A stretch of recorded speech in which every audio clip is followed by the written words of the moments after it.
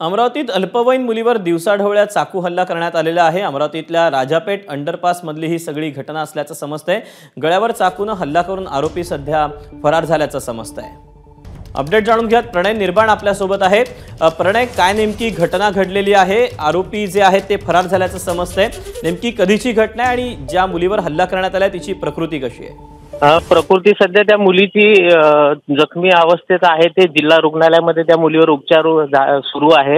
घटना अशी आहे की आज सकाळी 8-8:30च्या दरम्यानमध्ये ही अल्पवयीन मुलगी कॉलेजला जात असताना राजापेठ अंडरपास आहे, जे रेल्वे पुलाच्या रेल्वे पट्टीच्या खालून तो अंडरपास तयार केलेला आहे महानगरपालिकेकडून।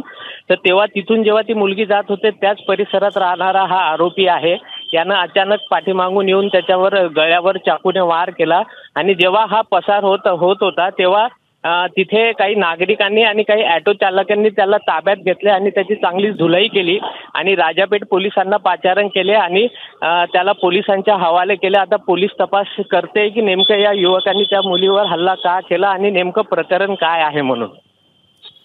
प्रणय, धन्यवाद दिलेल्या सविस्तर माहितीबद्दल। एबीपी माझा, उघडा डोळे बघा नीट।